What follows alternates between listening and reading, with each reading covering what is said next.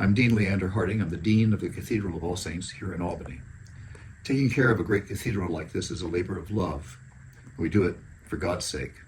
This historic cathedral has been here for almost a century and a half, and it stood the test of time, but it needs help now.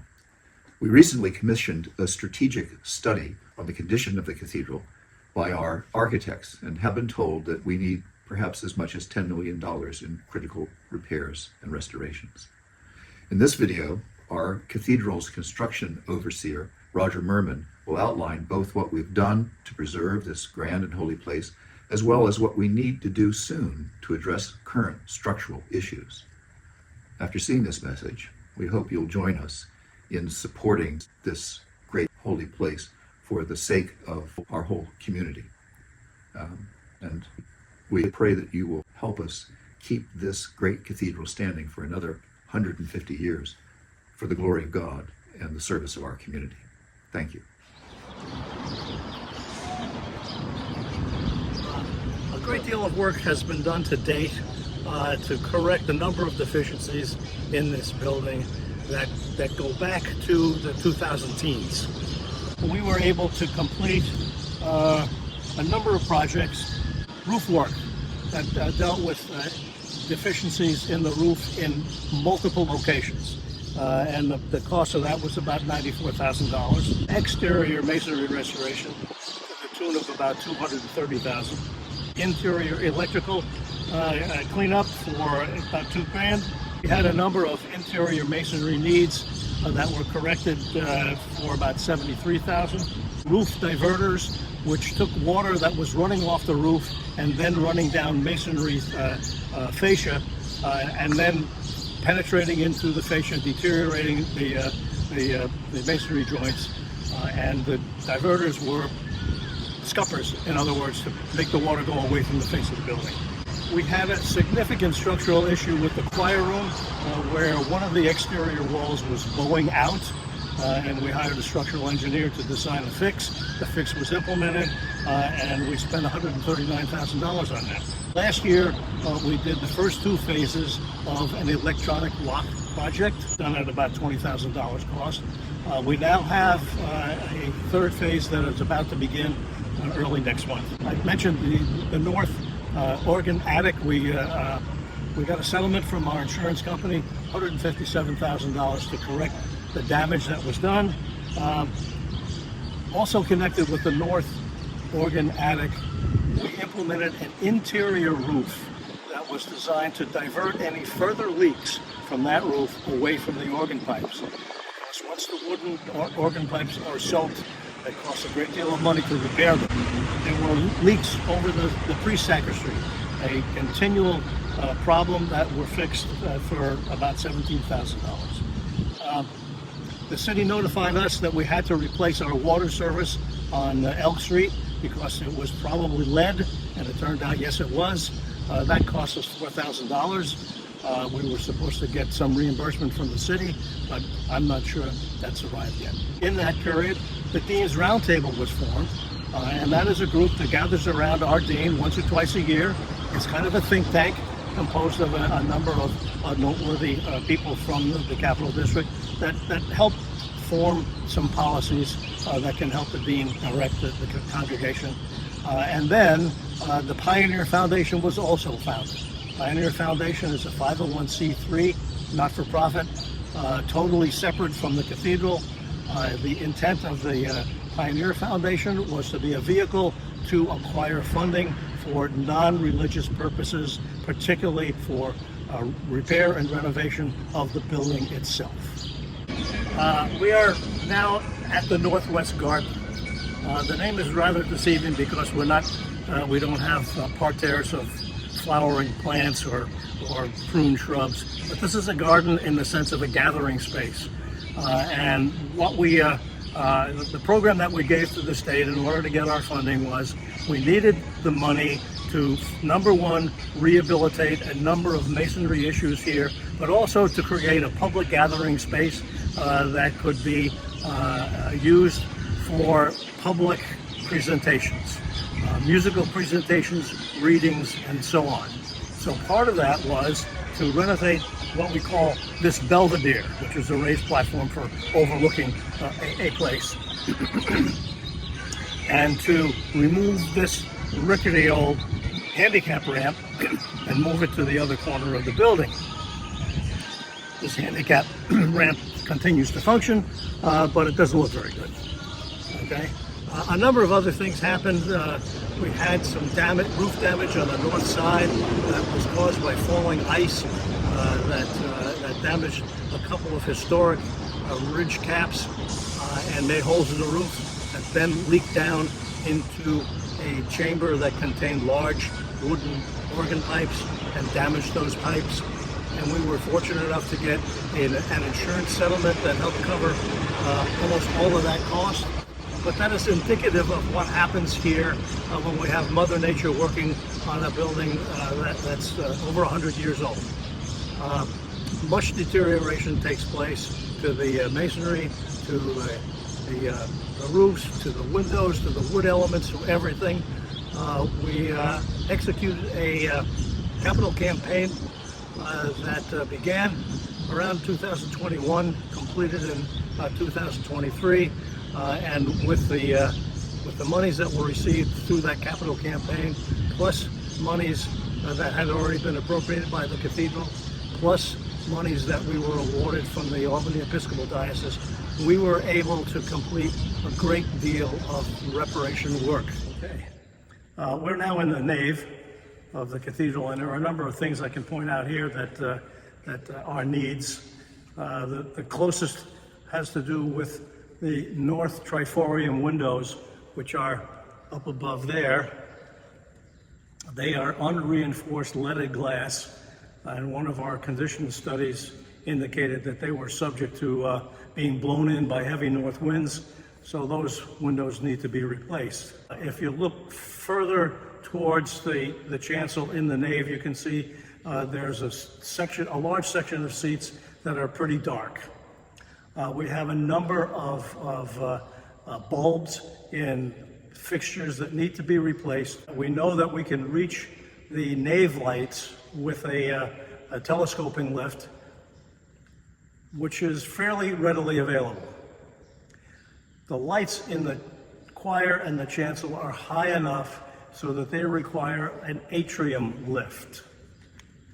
The atrium lifts are not quite as readily available, and they're very heavy. I had a structural engineer look at our floors, and he recommended a maximum loading. Every atrium lift we can find exceeds that maximum loading, so we'd have to do something to at least temporarily strengthen the floor if we were to bring in an atrium lift. Who goes up in the lifts to do the work? That used to be fairly easy when we had a young staff and young volunteers. We have neither now.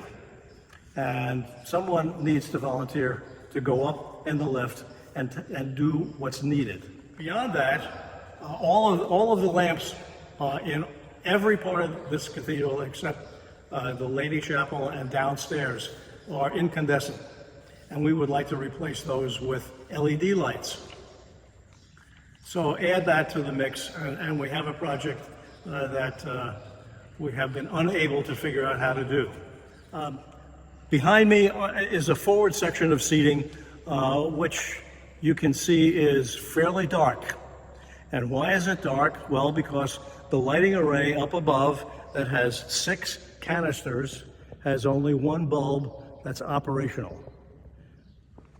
So the deeper you get into the structure here, the more problems there are with lighting, because it gets darker, there aren't as many windows, and there's not enough light.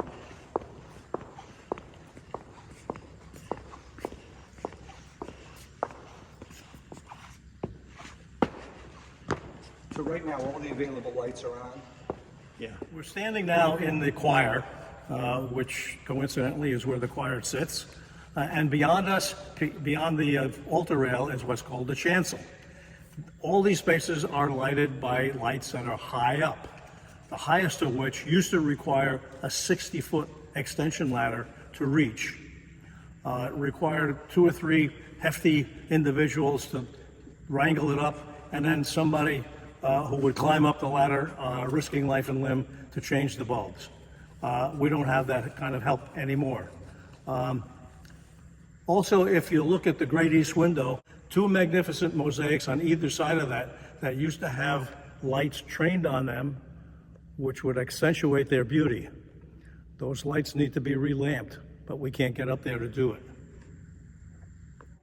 Now behind me, you can see some white chalky stuff on the masonry walls. That's called efflorescence.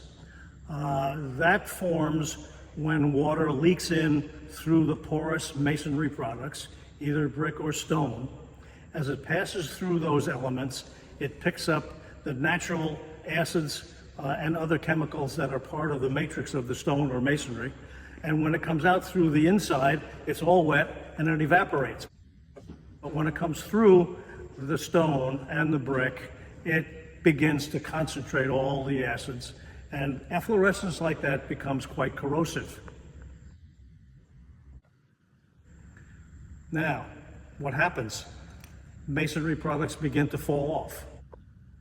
We had a number of incidents elsewhere in the cathedral where pieces of stone about the size of golf balls were falling down in areas where people would walk.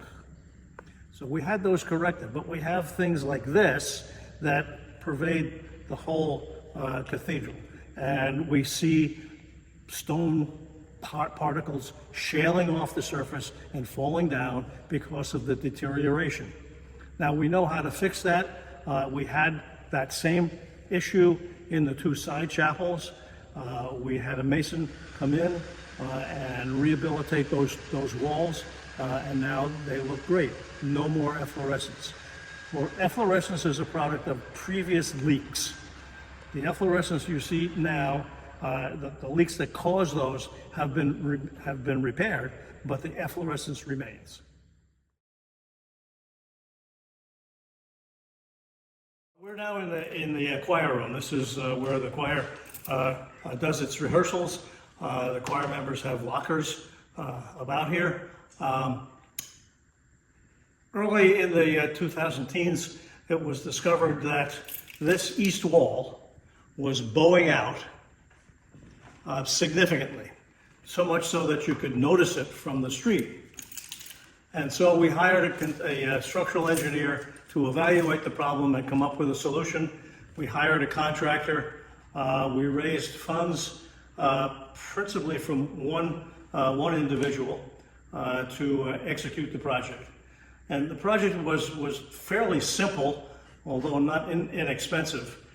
The idea was that structural ties were put in between the east wall on my left and the west wall on my right, so that the loads from the east wall could then be resisted by these structural steel ties.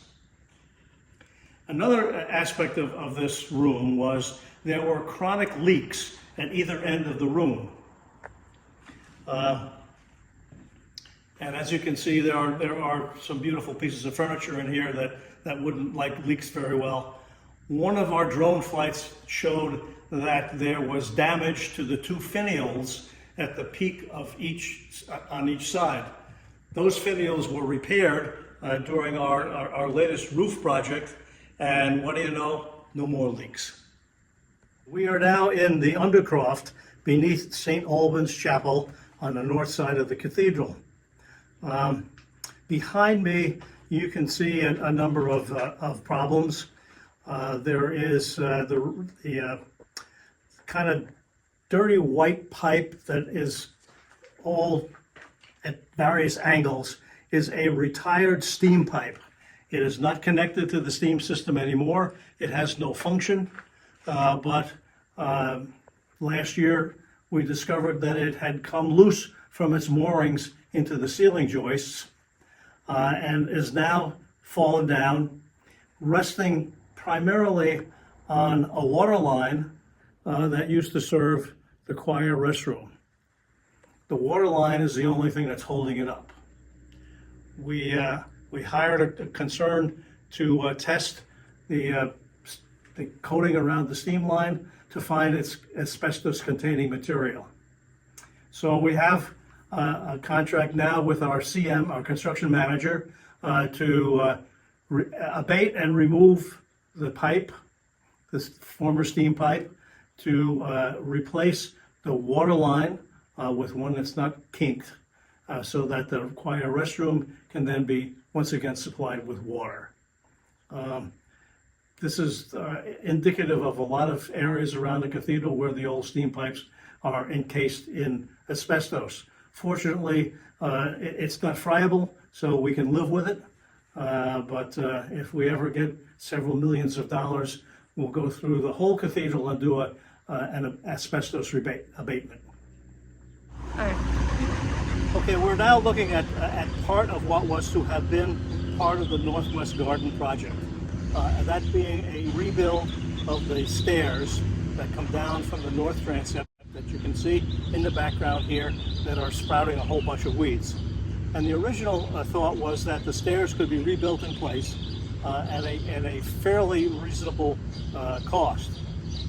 When our architect took a look at the stairs, he found that they did not meet code at all, and that they therefore would need to be totally rebuilt. So we were unable to do that for lack of funds. That adds a great deal to the shabbiness of this side of the cathedral, along with the bird screening that was placed on the north rose window. The bird screening was intended to keep birds from nesting on the stone tracery and leaving behind evidence of their passage. But that screening has come apart, and it adds further to the shabbiness. There's a concrete retaining wall along the sidewalk, which was built probably in the 1880s when the cathedral was first built.